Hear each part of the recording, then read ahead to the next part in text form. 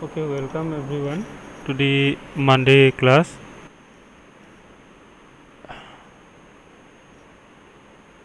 So last class we are discussing little bit about the generic method. What is a generic data type?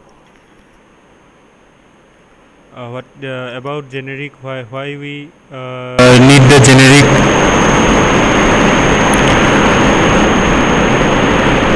So little bit revision regarding this generic data type. So in Java programming, there is a requirement, means there is a provision that when you have a set of list of values, it may be integer values, it may be float values, it may be string or character, then there are certain operations, means there are certain, means every data set have a common set of operation. Like we have to perform, we have to find, suppose we have to sort the list, we have to find a maximum in the list, we have to find a occurrence of one particular number, or we have to find a subsequence.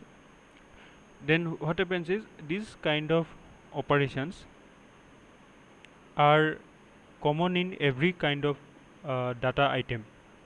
uh, so so in data structure you have written sorting program. So when you have written the such sorting programs, or printing program, just for let us say example, you have to print a list of values.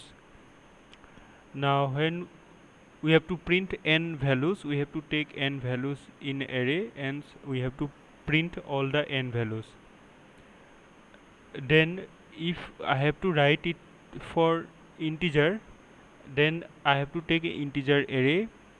Then the same function I cannot write for float, so I have to take a different array float. Then I have to take, if I take integer and float, then again separately I have to take a character.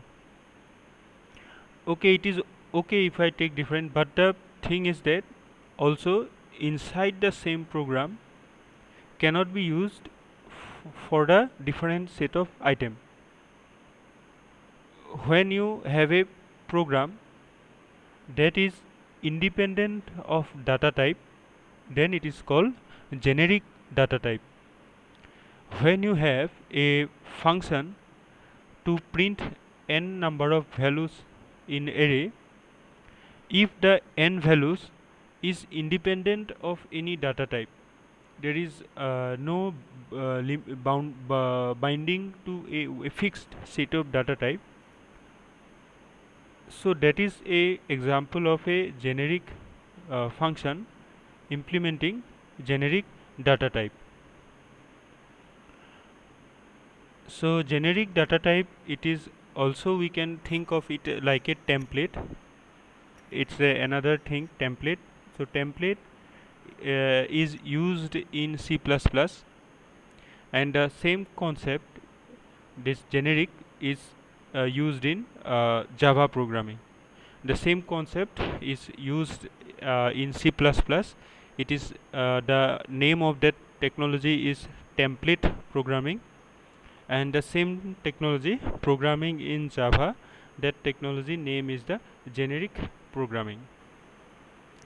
Then when we have a function that is independent of any data type, then there is a variable data type that have to be mentioned. So in Java, the variable data type is declared within less than greater than symbol. This less than greater than symbol, this implies it is a generic data type. And the variable e that we can see here, the variable e, actually it is a variable. It is a not a user variable but a type variable. Type variable means it can assume any data type but not means not values. I mean this variable is to mention the data type. Generally we mention variable to take different values. If integer variable can take the values like 5, 6, 10 such, but when we have a generic data type, then there is going to be a variable that represent the different data type. So in a generic function, the variable data type is going to be taking the value when we call that function, for example, here is a generic method print array. It have a void return type, and there is a e as a generic data type e. And inside what is the significance of e? E is going to be a formal argument data type. Generally in function, what we do, we have the data type fixed. Here you can see e, then square bracket. That means this square bracket represent array, but the e letter, capital E, it represent generic data type. So in the place of e, I can put integer, float, character, string, any data type, and all the value will be printed inside this function. So inside this function, you observe it is not mentioned about any integer array, about any string array or float array. So we are using a modified version of the for element.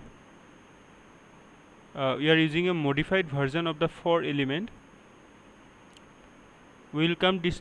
We have discussed this for element, means this is the for looping statement, where the size of the for loop is not mentioned, because every array may not be of the same size. Every array that is going to come is not going to be of the same, may not be of the same size.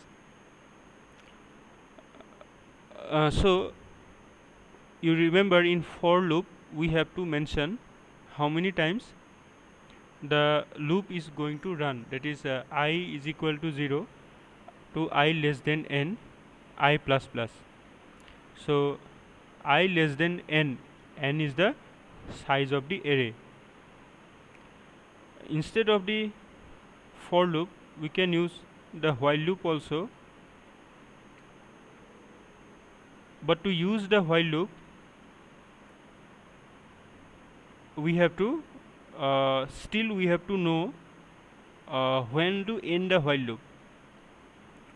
We can use a while loop because while loop there is a condition that no end test condition have to be means there is no rule that the size of the array have to be known in order to do the while loop. How we write a while loop? We write only one test condition. Like the test condition can be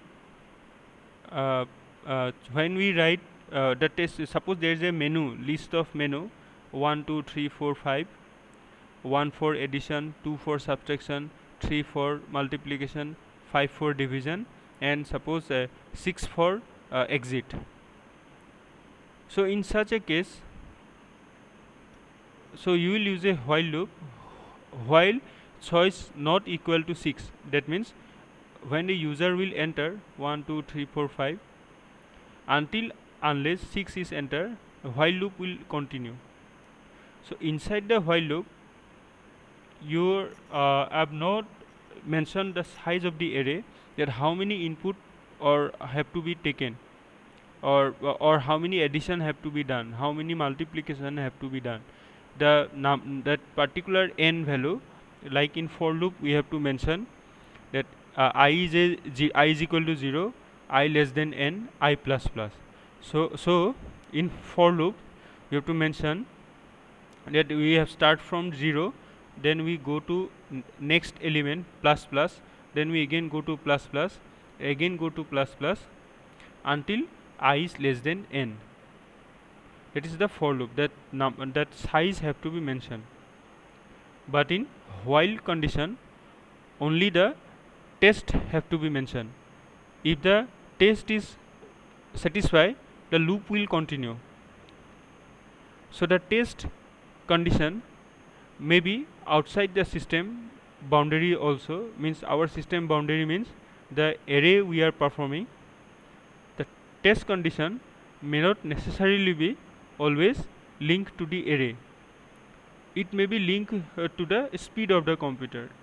So when suppose doing the addition, if the speed is getting slower, or if a other process is asking for the resources, so at that moment we can stop the array. A condition which occur dynamically, but a condition which can occur but we are not sure that when it will occur or after how many time it will occur. While process not equal to interrupted, suppose there is a condition process not equal to interrupt. So who will interrupt a process? So another preemptive process. Now preemptive process can come, cannot come, we are not sure when we do a current execution. So when these things will go, such test condition while loop is required. So in this particular program, there is a generic array. So since there is a generic array means the size of the array is variable, also the data type of the array is variable. Now since the data type of the array is variable and the size is also variable, since the size is variable, the general for loop is not going to be helpful. That is the first thing. And secondly, we can use while loop, but while loop have to have a test condition. While loop have to have a test condition, that suppose we are starting from first element, then we go to the next element, then the next element, but if there is no valid test condition, while loop will also not end. So when in this program, the question is to print the list of values from the array. The question is to print a list of values from the array.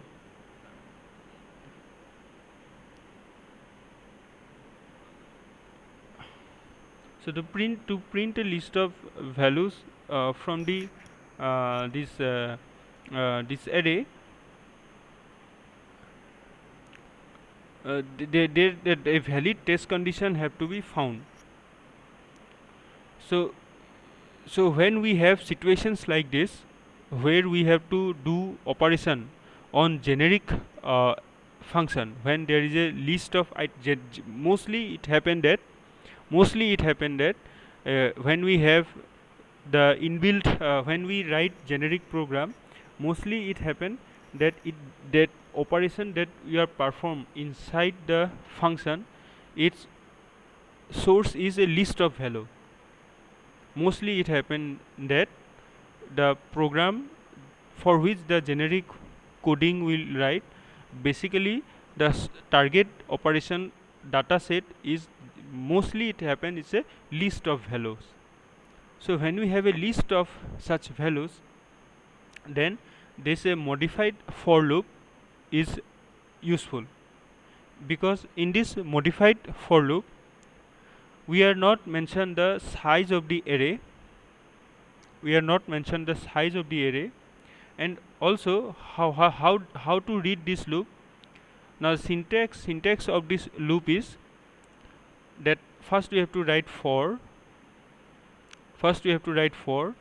then we have to write the data type of the element.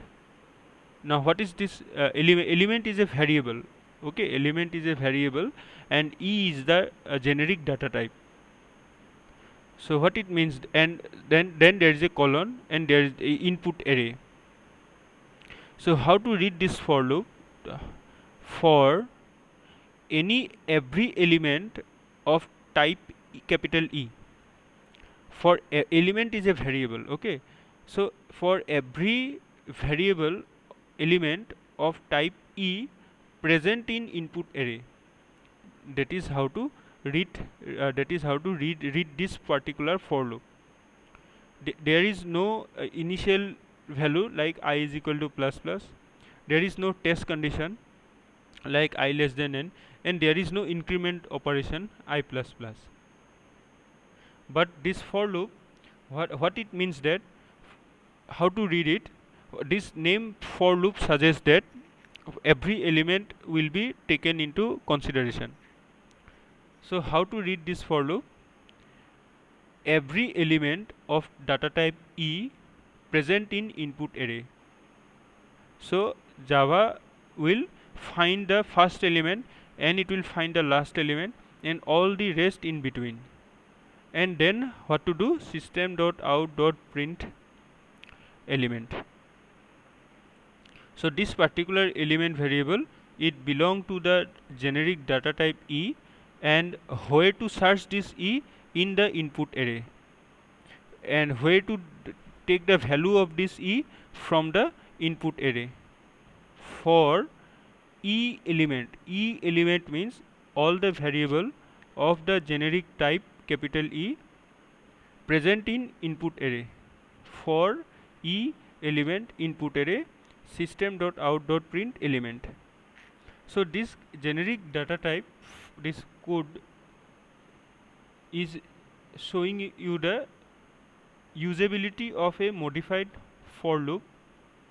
This for loop is useful in the sense that it will terminate automatically without knowing the user how many elements is there, without knowing the user any particular increment value I plus plus or I plus 2 or I plus 3, it will be done by the system automatically.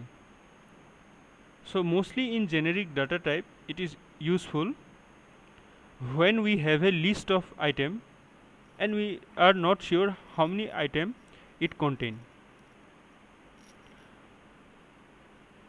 So using this kind of a for loop, we can do many operations, like we can search the maximum value, we can search the minimum value, we can sort the array, we can search for repetition values like a number that is continuously repeated.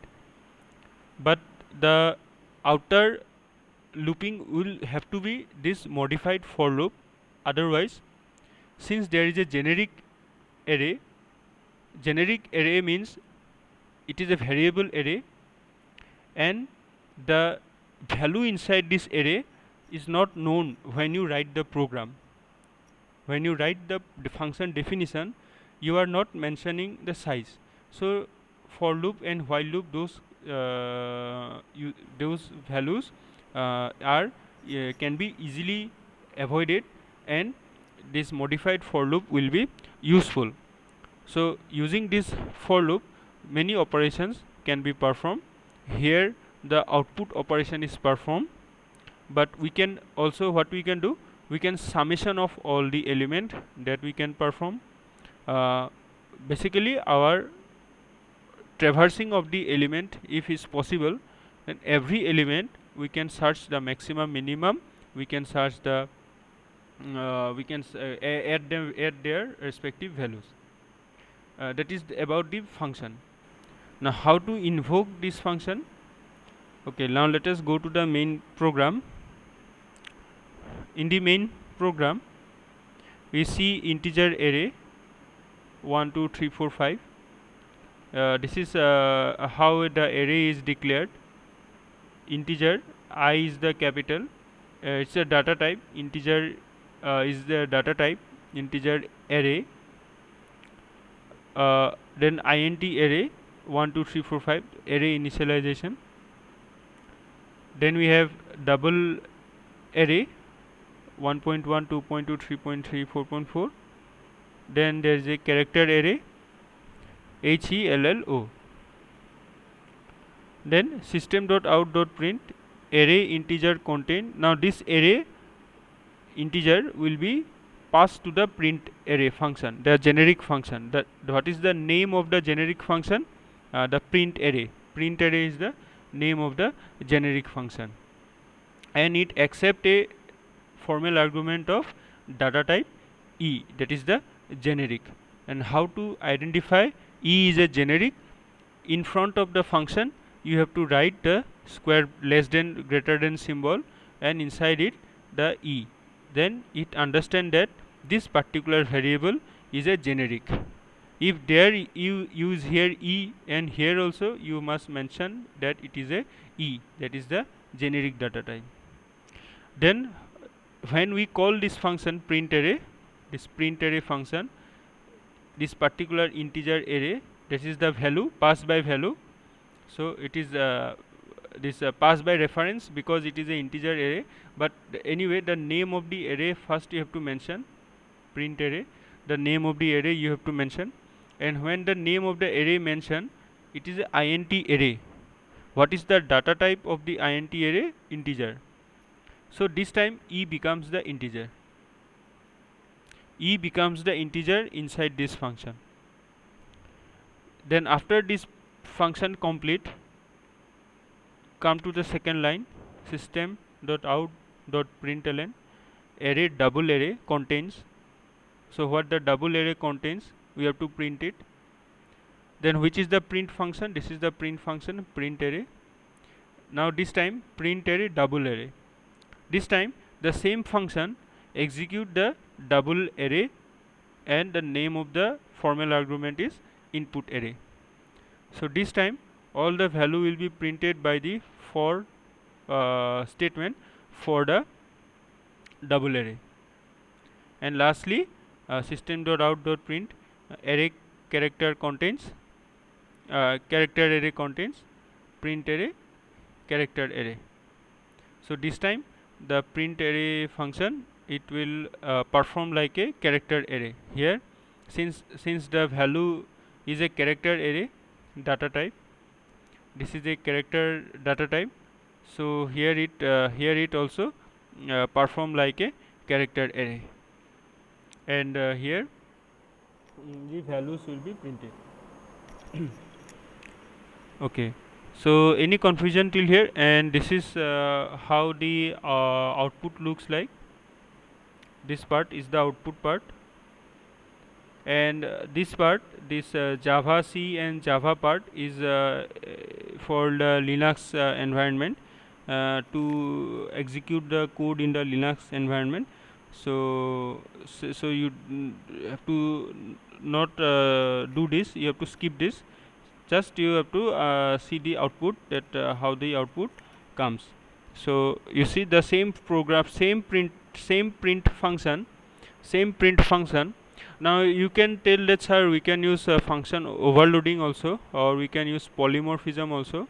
Yes, you can use polymorphism, but again in polymorphism if you do, then you have to first mention the data type of every polymorphism function.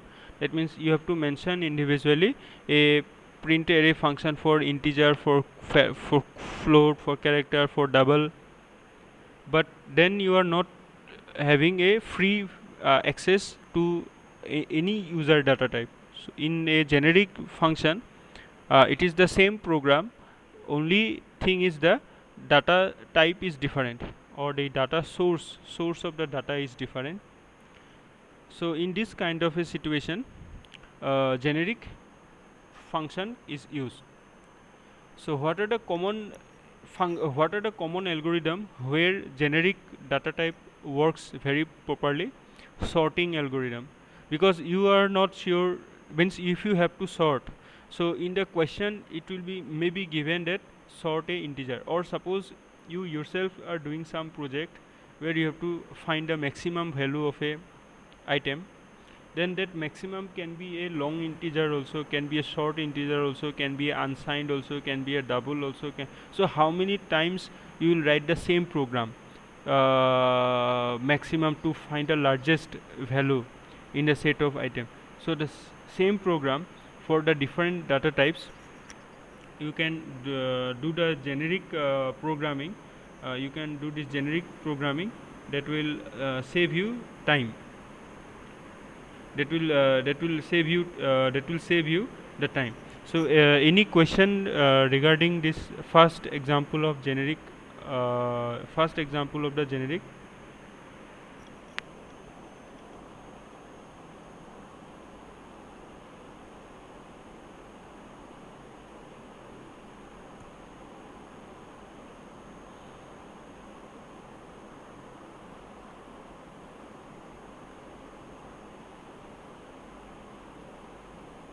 Okay, now let us go to the next example.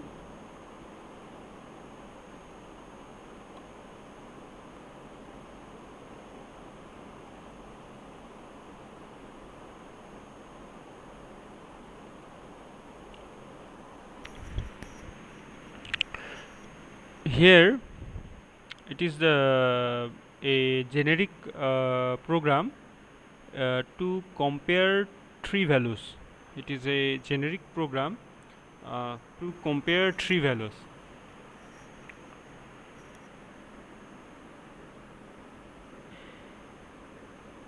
That is out of the three, which is the greater. Out of the three, which is the greater.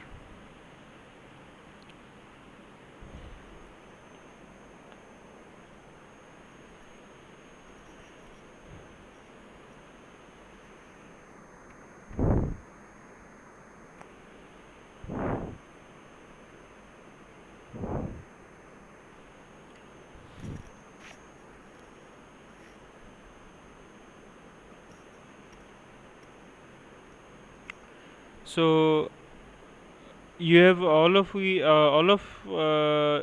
means us know how to compare three values x, y, z. So you can see here there is a t is the generic data type. T is the generic data type of the generic function. Name of the function is maximum. And how to know that a function is a generic? You see there is a less than greater than symbol. So this is a generic data type. And what is the data type declare inside the less than greater than symbol? It is the capital T. It is the capital T that is written inside the less than greater than symbol. That means T is the generic data type. So let us see in the function how it is used. Name of the function is maximum. Name of the function is maximum, and there are three value x, y, z. All are of the data type generic. T means the T. That means if one is a integer, the rest of them also must be the integer. If one is a float, the other are also float, because if you compare one float, the other two also be float. If you compare one integer, other two also integer. So here we compare three value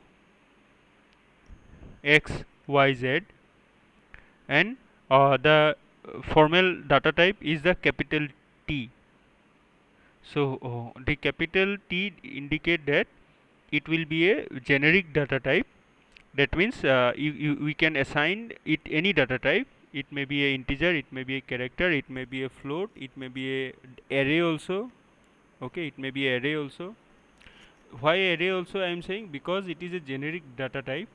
So you can compare array also, which array is the bigger, which array is the smaller, which class is smaller, which class is class in the sense the object oriented class, which is the smaller, which array is the smaller, which because it is a generic data type T, so it will accept any data, any it will accept any data, it will accept any data type, that is it. So and after finding the maximum of x, y and z, it have to return the maximum value. So definitely whatever is the data type of the input, that will also be the data type of the output, that is the return type, that is the return type. So maximum is the name of the function.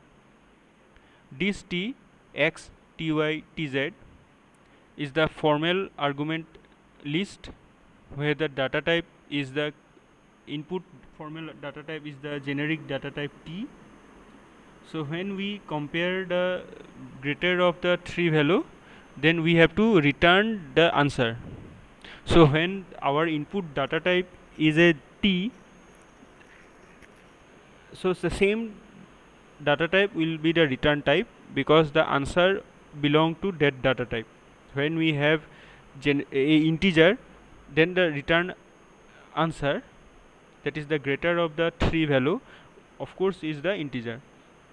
When we have a array, we have suppose three array tx, ty, tz, and to compare which one is the greater. So how to compare which array is the greater? Maybe sometime the size will be accepted, suppose sometime the individual value will be accepted, sometime the total sum of all the values will be accepted, depend upon means depend upon situation.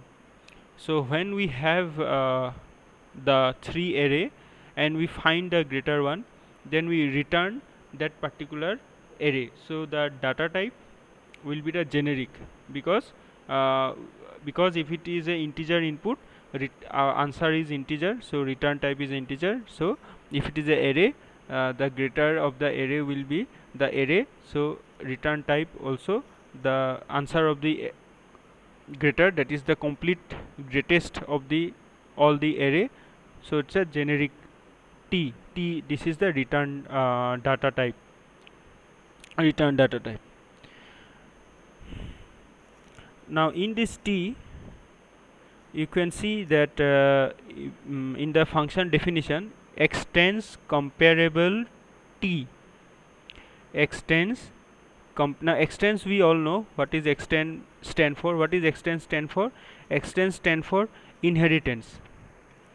Extend stands for extends means inheritance. So T extend comparable T. Now comparable extend means what? It is inheriting. Now what is it inheriting? There is a already a program is written in the Java library called comparable.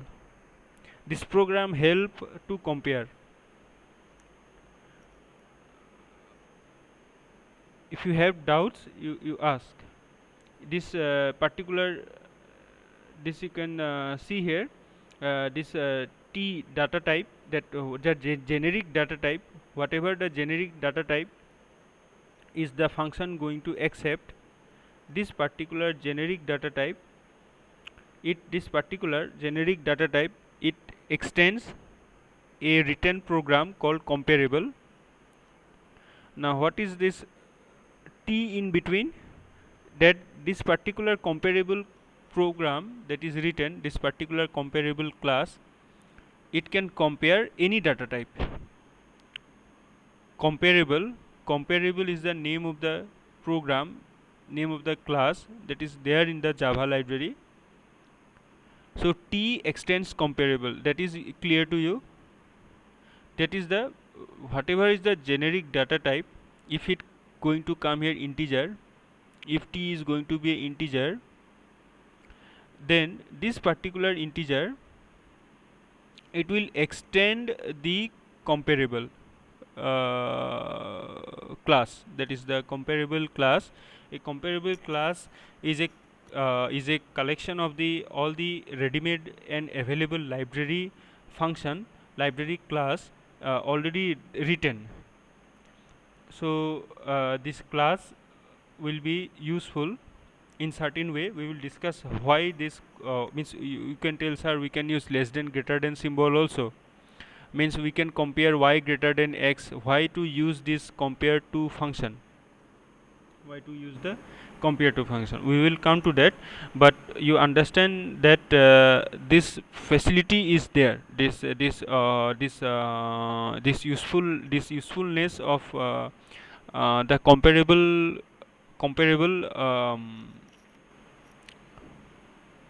class. This class is already written in the library, not written by me, but it is written in the Java software itself, this comparable class.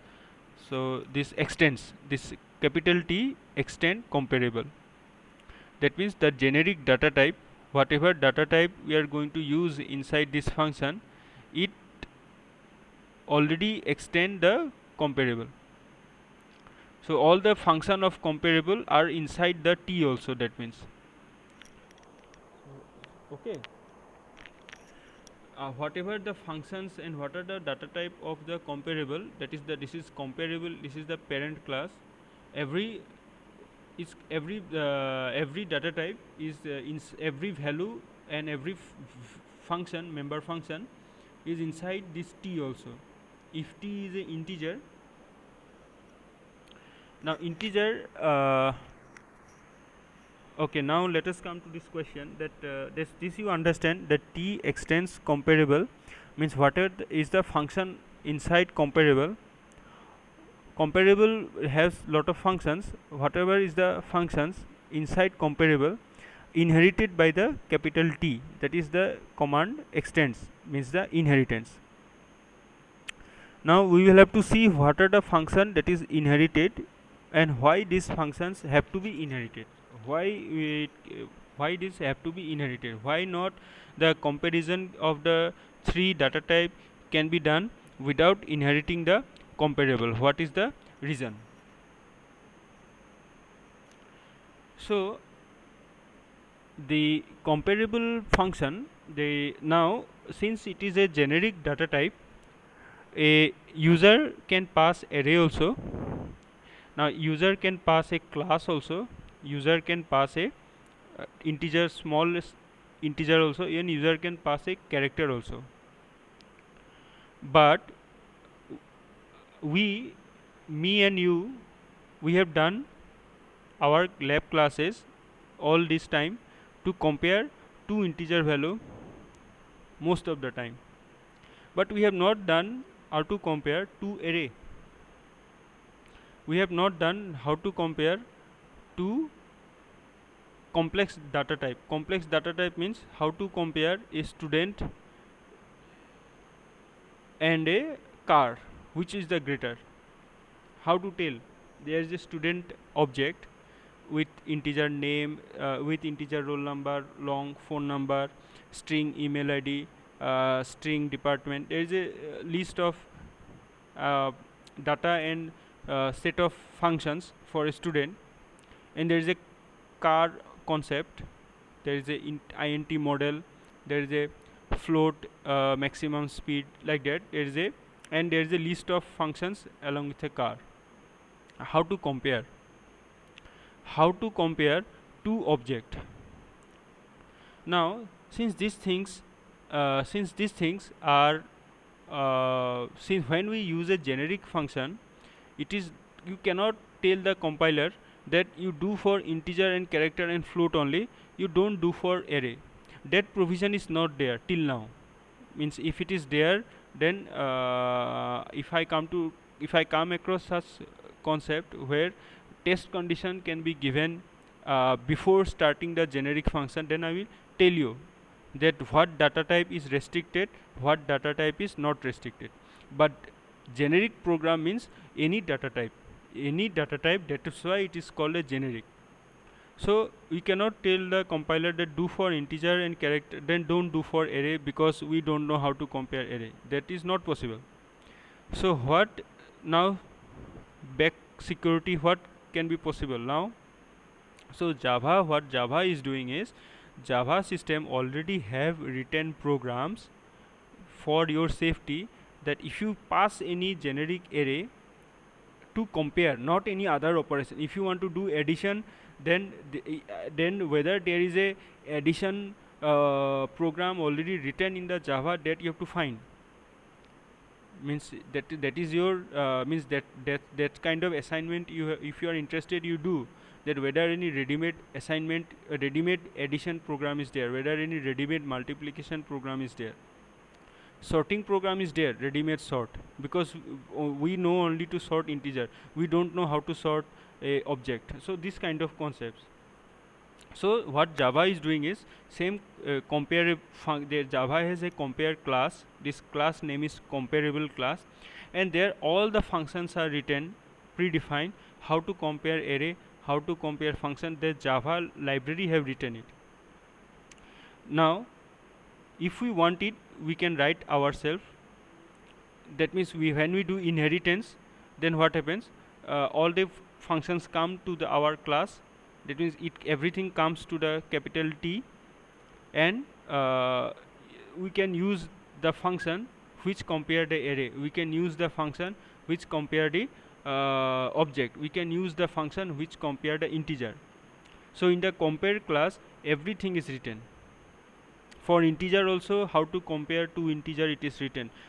For integer we know, हमको compare class का compare function का help नहीं चाहिए integer compare करने के लिए, float compare करने के लिए, character compare हमको मालूम है, less than greater than symbol use करके कर सकते हैं. लेकिन array, how to compare array नहीं मालूम है. how to compare object, एक student का है, एक car का है, एक बुक का है. बुक का क्या क्या एट्रीब्यूट है, name of the author, number of chapter, number of pages, year of publication. Now when you compare a student data with a book data, कौन सा greater है, which one is the greater? How will you tell? Whether you compare the size of the complete structure, whether you compare that which function is the more complex, that is not possible for us. So for safety, so that error does not come, so that the program continue function properly, this all this program is written inside the comparable class, with the inside the comparable class. So if you even if your generic data type is a array, the library have written the program. Now what program is there inside the comparable, that you have to study the comparable class individually, then you will understand how the array is how the array program is written, that whether the size is compared और whether the total number of item is compared. वो कब मालूम चलेगा, वो compare class को वो compare class को तुम ओपन करो, उसका जो सोर्स प्रोग्राम है, जैसे हम लोग ओपन कर सकते हैं कोई भी normal program, compare program open, फिर उसमें तुमको वो फंक्शन दिखेगा जो एरे के लिए लिखा हुआ है. तो हमको फिर से नहीं लिखना है. So we are what we are doing, we are extending extend करके क्या, all the functions come inside. तो अभी इंटीजर के लिए भी हम लोग को अभी क्या करेगा, ये जो कंपेयर टू फंक्शन है, कंपेयर टू, ये compare to function comparable class के इनसाइड में लिखा हुआ है. तो that's why we are using this compare to function. अभी compare inside the compare to, so we are not using the greater than less than symbol. अभी इसमें why we are not using greater than less than symbol, why you are using compare to, because greater than less than symbol if I use, then it apply for integer, character, float, but not apply for array, not apply so because we are writing a generic program, so since we are writing a generic program, we are using a function called compare to. Who is writing this compare to function? This compare to function is written inside the comparable class, and we are extending this particular data type T is extending. Now what is T? Tx, Ty, Tz. So what we can do? We can do y dot operator. Dot operator क्या होता है, where we can access the member, public member, we can access the public member using the dot. So y dot compare to max. Now what is max? Max is initialized as x. जैसे हम लोग करते हैं greater than symbol is equal to the first element of the array, हम लोग assume करते हैं, then we compare. So tx clear. So this is assumed to be the first greatest one, the max. T max is equal to x. What is the t? Data type, generic data type. T max is equal to x. Now y जो है, y is the second element. Y dot compare max. Even if it is int, the function इसमें लिखा हुआ है, हम लोग को नहीं लिखना है.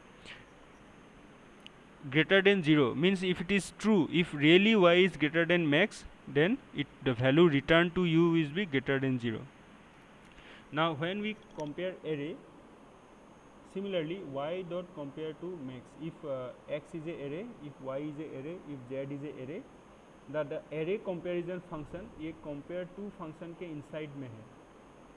अभी एक ही फंक्शन सब कुछ करेगा, एरे भी करेगा, फंक्शन भी करेगा, वो एरे भी करेगा, फ्लोट भी करेगा, डबल भी करेगा. यस सर करेगा, क्योंकि वो क्या होता है उसमें पॉलीमॉर्फिज्म का कॉन्सेप्ट. सेम फंक्शन का कंपेयर टू फंक्शन, इसका नाम सेम है बट डाटा टाइप डिफरेंट है.